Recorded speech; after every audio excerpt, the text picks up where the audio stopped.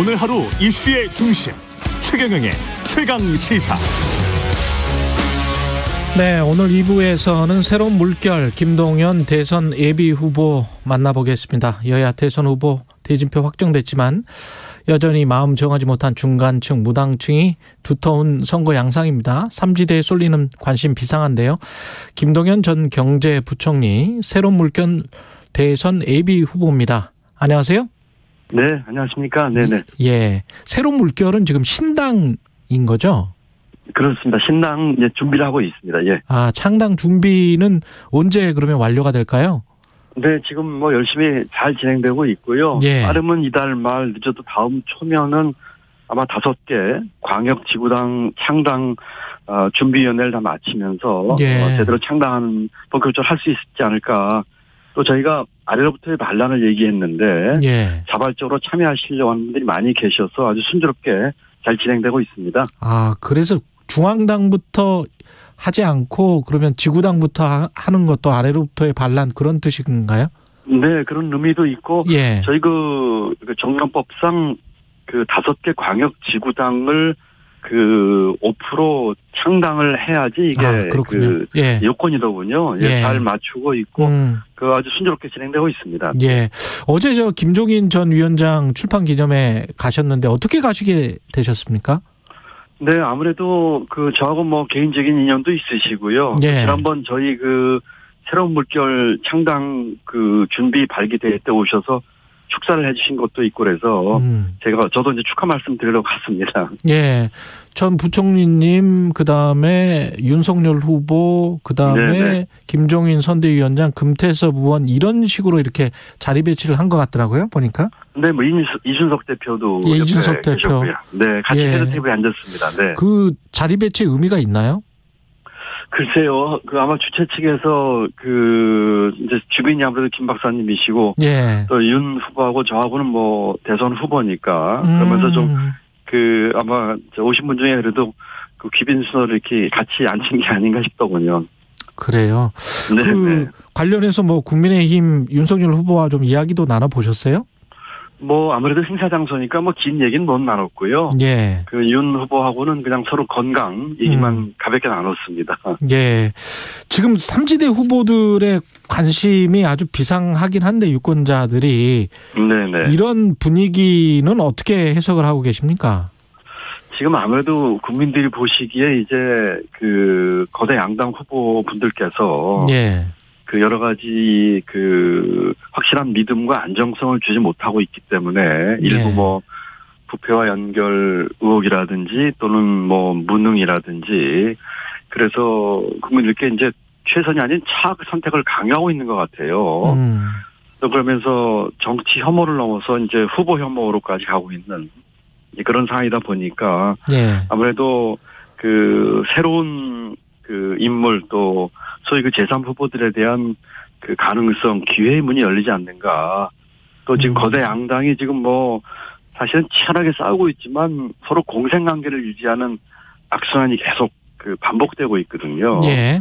그런 것에 대한 뭐 반발 또 네거티브 남 흠집 잡기뿐이지 뭐 우리 대한민국 미래와 비전 뭐 정책 컨텐츠에 대한 내용은 없고 하다 보니까 아무래도 국민 여러분들께서 뽑을 사람이 없지 않느냐 하는 유동층이 많아지면서 소위 제3 후보들에 대한 기회의 문이 열리면서 좀 관심이 좀 높아오고 있지 않나 이렇게 보고 있습니다. 제3 후보로 꼽히는 분 중에 이제 안철수 대표도 있는데 김 후보님과 힘을 합칠 여지가 있다 이렇게 이야기를 했고 일종의 이제 로브콜로 언론들은 해석을 하고 있습니다. 어떻게 네네. 생각하세요? 뭐 제가 일관되게 말씀을 드렸습니다만은 뭐 저는 양당에서의 여러 좋은 제의도 다 거절하고 어렵지만 이 길을 택했거든요. 예. 그러다 보니까 뭐 정치 공학이나 뭐 세의 유불리에 따라서 이렇게 뭉치고 떨어지고 하는 데는 관심이 없고요. 예. 다만 제가 주장하는 것처럼 지금 대한민국이 기득권 공화국인데 이런 기득권 해체에 동의하고 또 스스로 갖고 있는 기득권마저 내려놓겠다고 이렇게 서로 진정성을 가지면서 예. 대한민국을 기회의 공화국으로 만들겠다고 하는 생각이 있다면은 뭐 어떤 분하고도 만나서 대화를 하고 하는 것에는 뭐 전혀 문제가 없지 않느냐 이렇게 생각하고 있습니다. 이재명 후보에게 1대1 정책 토론 제안하셨고 윤석열 후보에게도 비슷한 제안 하셨잖아요. 혹시 네네. 답변을 민주당이나 국민의힘 해왔습니까? 뭐 아직은 없는데요. 저는 이번 기회를 통해서 다시 한번 공식적으로 제안을 드리고 싶습니다. 이재명 후보나 윤석열 후보나 1대1도 좋고 또는 같이 해도 좋은 토론을 좀 하자는 얘기를 하고 싶습니다. 그래서 그분들이 주장하시는 뭐 기본소득이든 재난지원금이든 같이 한번 국민 앞에서 아주 뭐라고 할까요? 공개 토론을 하고 또 윤석열 후보 같은 경우는 제가 주장하는 기득권 나라를 깨고 기회의 나라를 만들자는 얘기를 하셨으니까 그럼 어떤 기득권을 깰 것이며 어떤 기회의 나라를 만들 것인지에 대해서 각각 토론을 좀 하자 하는 제안을 다시 한번 드리고 싶고요. 그래서 대한민국의 미래에 대한 이야기 또 어떤 정책으로 대한민국을 변화시키겠다는 얘기에 대해서 국민들 앞에서 정말 공개적으로 허심탄회하게 정책 토론을 하자 하고 다시 좀 제의를 드립니다. 관련해서 기득권과 관련해서는 1호 공약이 공무원 개혁 본인이 그렇습니다. 공무원이었는데 공무원 개혁 내놓으셨고 2호 공약은 5개의 서울 만들기 국가 균형 발전론. 그렇습니다. 그러니까 완전히 지역 분권화를 크게 클러스터 형식으로 좀 합쳐가지고 큰 서울을 한번 만들어보자 지역에 이런 이야기죠. 지역별로 그렇습니다. 그런 거군요. 오늘 3호 공약 내놓으신다고요? 네, 오늘 3호 공약을 10시에 지금 발표할 예정이고요. 그러면 지금 말씀해 주세요. 지금 지금 간단한 전체 내용 언급만 드리면 교육에 대한 것입니다. 교육에 대한 것. 네, 교육개혁에 대한 것입니다. 그래서 입시제도라든지 또 미래 인재 육성에 대한 얘기나 이제 대학 경쟁력 제고라든지 또 이 교육의 중요한 의사결정을 하는 이 거버넌스에 대한 거를 꼭 건드리고 싶어요. 그래서 과연 교육부라든지 교육청 관계라든지 또는 교육감 선거 이게 지금 문제가 많거든요. 이런 문제를 어떻게 할 것인지에 대해서 오늘 10시에 발표를 하도록 하겠습니다. 미리 이게 제가 약간 좀 기록되는 얘기를 여기 하는 거 아닌가 모르겠습니다만. 아주 중요한 이야기를 해 주셨습니다. 아마 교육위원회 같은 거를 생각을 하고 계시나요? 혹시? 국가교육위원회 같은 걸? 국가교육위원회는 지금 현재 있어요. 그런데 이제 문제는 이 현재 국가교육위원회가 이제 기능과 역할을 제대로 하고 못하고 있거든요. 어느 정부에서나 비슷한 위원회가 있었는데. 그랬죠. 큰 역할을 못해서 저는 이번에 좀 기능과 역할을 좀 바꾸자는 얘기를 하고, 마침 내일 모레가 수능일입니다. 그렇죠. 전 국민 관심 속에서 정말 우리 학생들 고생하고 하는데, 그래서 구주에 맞춰서 이 교육 좀 바꿉시다. 이 교육 바꿔야지, 경제도 바뀝니다. 대한민국 경제의 미래는 교육계에 달려 있습니다. 그래서 오늘 발표를 하고 지금 여쭤보셔서 일부 이렇게 공개를 드립니다. 감사합니다. 이철희 정무수석이 청와대 대통령 축하난을 이제 대선 후보들마다 보냈는데 심상정 후보는 아직 안 보냈고 국민의힘 윤석열 후보 다음에 2번째로 받으셨잖아요. 네, 그렇습니다. 이거가 좀 각별한 의미가 있을까요? 글쎄요, 제가 그 의미를 어떻게 알겠습니까?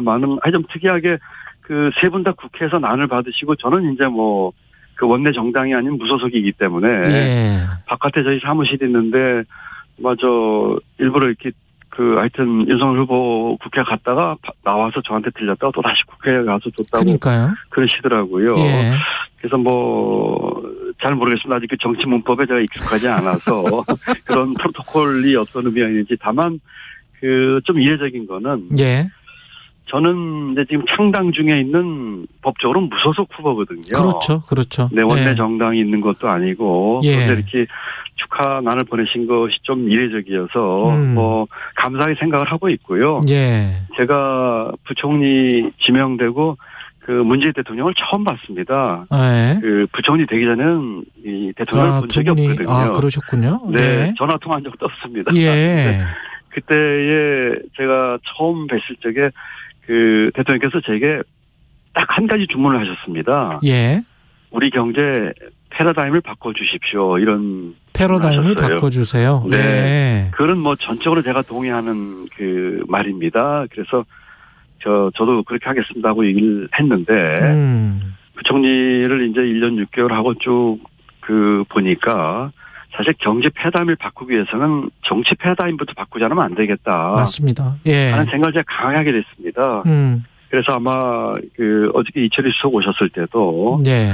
제가 그 얘기를 하면서 아마 경제 패러다임을 바꾸기 위해서 우리 경제 틀부터 바꾸자고 하는 제 주장에 대해서 대통령께서도 무언의 동의와 격려를 해준 게 아니냐 이런 얘기를 했습니다. 어쨌든 예. 뭐 이렇게 난을 보내주시고 축하해 주시고 격려해 주셔서 뭐 감사한 마음이었습니다. 예. 그 관련해서 조금 더 기재부 예산실장 하셨고 경제부총리를 하셨기 때문에 경제와 네네. 관련한 각종 이제 정책들이 특히 이제 두 고대 정당으로부터 쏟아지고 있는데 민주당은 그렇습니다. 전국민 방역 지원금을 내년 예산에 어떻게 반영해 보자. 국민의힘 네. 윤석열 후보는 당선 즉시 50조 원을 코로나 손실보상 자영업자들을 위해서 손실보상에 나서겠다. 네네. 관련해서 어떻게 생각하세요? 지금 앵커께서 말씀하신 것처럼 예. 저는 기재부 예산실장 때부터 해서 10년 넘게 나라 살림을 책임지며 살았습니다. 예. 아마 경제 또 그중에서도 이 정부 재정에 대해서는 뭐 제일 전문가 중에 한 사람이라고 할 수 있을 거예요. 예, 예. 우선 그 민주당 얘기는 방향도 틀렸고 또 방법도 이게 가능하지 않다 이렇게 말씀을 드리고 싶습니다. 예. 저는 지금 상황에서 전 국민에게 방역지원금 주는 것은 방향이 맞지 않다고 생각을 합니다. 오히려 어떻게 해야 될까요? 예. 네, 오히려 이제 피해를 입은 계층들, 뭐 우리 자영업자, 소상공인, 중소기업인 어려운 분들을 중심으로 이 피해 정도에 따라서 아주 두텁고 촘촘한 지원을 해주는 것이 훨씬 효과적이다. 그렇기 때문에 다시 그 전 국민 방역지원금을 주겠다고 하는 것은 특히 그 포퓰리즘 선거에 유리한 그게 하기 위한 포퓰리즘 성격이 강하다 이런 말씀을 드리고 싶고요. 윤석열 후보의 예. 네, 그렇습니다. 네. 그리고 효과도 그렇게 크지 않고 예. 내수 진작 효과도 극히 제한적일 것이다 생각합니다. 예. 지금 우리 경제에서 내수 진작의 핵심은 코로나 극복입니다. 그렇기 때문에 방역지원금을 전 국민에게 준다고 해서 그 일정한 소득 이상 분들이 그 소비로 늘리실 가능성도 낮고요. 예. 또 방법에 있어서도 지금 초과세수를 활용하는 것도 지금 그 맞지 않고 왜냐하면 초과세수가 뭐 몇십조가 나오든 법적으로 쓰일 그 용도가 정해져 있어요. 예. 한 40%는 지방에 교부금으로 정산해줘야 되고요. 나머지의 30%는 또 국가 채무를 그 갚는 데 쓰도록 국가재정법에 명시가 돼 있습니다. 아, 그렇게 돼 있어요. 초과세수가 네. 되면 40%, 30%는 그렇게 각각 써라라고. 그렇습니다. 네네. 예. 그렇기 때문에 쓸 수 있는 돈이 제한돼 있고요. 그러면 30%밖에 안 남네요. 가용 자원이. 뭐딱 30%가 아니고 계산이 복잡합니다. 아, 그래요? 예. 네. 그리고 30%가 안 됩니다. 왜냐하면은 11월, 12월 달에 발행하기로 예정되어 있는 국채가 있어요. 아. 초과세수가 나오는데 국채 발행할 필요가 없기 때문에 그렇죠. 그 국채 발행에 쓸 돈을 이 초과세수 써야 됩니다. 그렇기 때문에 훨씬 소규모의 예산밖에 안 남게 되고요. 그렇게 되네요. 그다음에 예. 네, 금년에 들어올 돈을 내년으로 이월하겠다서 하겠다고 하는 것은 이거는 그 꼼수입니다. 그리고 이것 역시 그 법에 그렇게 할 수 있는 게 제한돼 있기 때문에 예. 그 정당한 방법은 아니다 이렇게 얘기를 할 수 있겠고요. 예. 국민의힘의 윤석열 후보가 당선 즉시 50조 원을 풀겠다 하는 얘기도 재정의 일도 모르고 하는 소리입니다. 왜냐하면 일도 모르고 하는 소리다. 예. 그렇습니다. 예, 지금 3월에 선거, 5월에 취임인데 당선 즉시라고 하면 3월에 이만한 돈을 하겠다는 얘기는 지출 구조 조정이나 이런 걸로 되지도 않거니와 예. 내년도 예산은 금년 국회에서 용도가 다 정해집니다. 아, 그렇기 때문에 예. 이 돈을 만들려면 추경을 하는 수밖에 없어요. 예. 그런데 내년 3월이면은 그 세수가 뭐 더 들어오니 많이 이런 예측할 단계도 아니기 때문에 그렇군요. 결국은 국채를 발행해서 이 돈을 조달하는 방법밖에 없습니다. 그런데 연도 초에 50조 원의 국채를 발행한다고 하는 것은 너무나 상식적이지 않은 얘기입니다. 이 돈이면 예. 거의 대한민국 예산의 한 8, 9%에 해당하는 돈이거든요. 예. 그리고 이 정도 규모로 재정하는 것도 재정 역사에 있는 일도 아니고 예. 그렇기 때문에 자영업자나 중소기업자에 대한 그 손실 보상을 두텁게 하는 것은 맞지만은 예. 당선 즉시 50조 원을 하겠다는 얘기는 이 역시 그 포퓰리즘적인 그 선거에서 유리한 그 표를 얻기 위한 예. 그런 의심을 지울 수가 없는 그런 주장이라고 저는 생각을 합니다. 종부세 논란이랄지 국토보유세 관련해서 네. 이재명 후보는 이제 국토보유세를 신설하자 이렇게 이야기를 하고 있고 윤석열 후보는 종부세를 아예 재산세 통합하자 1주택자에 대해서는 면제하는 방안을 검토 한번 해보자 뭐 이런 이야기인데 네네. 이거는 또 어떻게 생각하시는지 궁금하네요. 아까 이제 말씀드린 것들이 예를 들면 재정 지출을 늘려서 그 포퓰리즘 가겠다는 거거든요. 예. 그 종부세 뭐 얘기는 역시 세금 깎아서 펴겠다고 하는 포퓰리즘 성격이 강합니다. 예. 그 보유세는 어쨌든 지금 우리의 경제나 부동산 상황으로 봐서 예. 그 올리는 것이 맞습니다. 예. 다만 지금 1주택자 부담 완화에 대해서는 조금 고민할 필요가 더 있다고 생각을 하지만은 예. 종부세 자체의 그 대상자가 전체 국민의 1.7%. 2%가 안 됩니다. 예, 2%. 예. 예, 그리고 대부분이 다 다주택자입니다. 그렇죠. 해당되시는 예. 분들이 그렇기 예. 때문에 이 종부세를 포함한 보유세는 점진적으로 올리는 것으로 해서 가는 것이 맞다 이렇게 얘기를 생각하고요. 예. 국토보유세 문제는 지금 이재명 후보가 주장하는 국토보유세는 국토보유세도 문제지만 이거를 기본소득과 연계하겠다고는 주장을 하시는 것 같아요. 예. 그러면 토지로부터 그 세금을 걷어서 토지 소유자로부터 세금을 걷어서 국민에게 균등하게 나눠준다는 이 발상은 대단히 그 위험한 발상이다. 왜냐하면 기본소득 자체가 이 철학 자체가 예. 앞으로 그 로봇이나 AI로 인한 그 일하는 일자리가 없어졌을 때, 예, 장기적으로 하는 얘기지 이렇게 그 보편적 복지나 이 재난지원금처럼 나눠주는 성격의 돈이 아니거든요. 기본 철학이 다릅니다. 그렇기 때문에 그 부분에 대해서 좀 맞지 않다고 보고, 예. 아마 이 국토보유세를 하게 되면 이제 땅을 소유한 개인이나 법인에게 소유한 만큼 이제 세금을 부과하겠다는 뜻인데, 예. 상당한 조세 저항이. 예컨대 투기 목적이 아니고 주거 목적으로 집을 갖고 있는 분들, 실수요자들에게 대한 조세 저항이 우려될 것입니다. 다만 부동산 불로소득에 대한 문제는 우리가 좀 검토할 필요가 있습니다. 지금 예. 대장동 사건부터 포함해서 우리 사회의 기득권 카르텔과 부동산 불로소득이 문제거든요. 예. 그래서 이 부동산 불로소득의 환수 문제에 있어서는 예. 우리가 좀 방법을 좀 찾아야 되겠다. 예. 하는 측면에서는 저도 문제의식을 갖고 있고요. 예. 그리고 또 하나는 국민들 정서가 이제 이재명 후보께서 이제 대장동과 관련돼서 여러 가지 지금 의혹과 또는 사실 규명에 대한 욕을 받고 계시거든요. 예. 그래서 이 부동산에 대한 얘기를 이 후보께서 하시는 것에 대해서 국민들이 어떻게 보실지 모르겠습니다. 어쨌든 재정 지출을 통해서든 또는 세금을 깎아주는 것이 됐든 선거 전략이나 이 포퓰리즘 성격의 것에 대해서는 짙은 의심을 가질 수밖에 없지 않느냐 이런 생각을 하면서 좀 조심스러운 생각이 듭니다. 마지막으로 부동산 네네. 가격 지금 많이 높아져서 국민들이 아주 괴로워하고 있지 않습니까? 그렇습니다. 예. 관련한 해법 반복론을 가지고 계신지 궁금하네요. 네, 물론이죠. 예.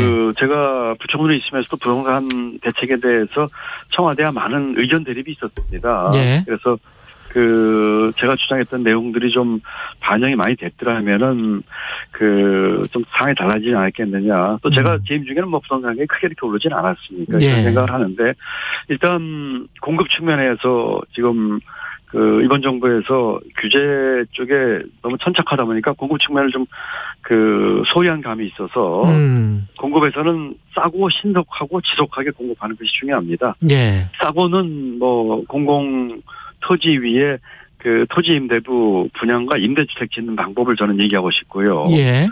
신속은 굉장히 중요합니다. 지금 다른 후보들이 100만 원, 250만 원 공급하겠다고 하는데 공급에서의 키는 시차입니다. 예. 그래서 이 시차를 극복할 수 있는 패스트 트랙을 만드는 방법을 제가 주장하고 싶고요. 예. 동시에 이 재건축 재개발도 좀 풀어주되 다만 분양 원가 공개라든지 분양가 상한제와 같이 연동해서 개발이 개발의 환수와 또 이 공공의 목적에 맞도록 하되 재건축 재개발 통한 공급 확대도 필요하다고 보고요. 예. 지속적으로 하는 것은 정부 정책의 일관성과 지속 가능성을 얘기하는 것입니다. 예. 예를 들어서 1가구 1주택 이런 분들에게 대한 장기 저리 이 주택 금융이라든지 이런 것을 통해서 예.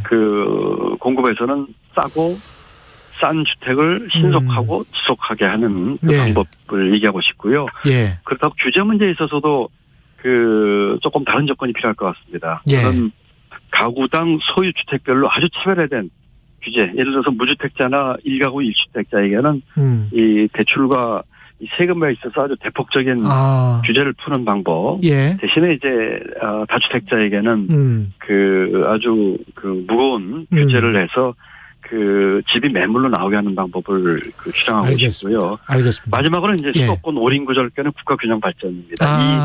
이것을 중장기적으로 풀지 않고는 부동산 문제 해결하기 어렵습니다. 알겠습니다. 그래서 이 공급과 규제와 이 수도권 올인 구절계는 이 세 박자가 완벽하게 맞물려 돌아가는 방법을 저는 곧 발표를 하도록 하겠습니다. 말씀 감사하고요. 새로운 물결 대선 예비 후보 김동연 전 경제부총리였습니다. 고맙습니다. 네, 감사합니다. 공정, 공익,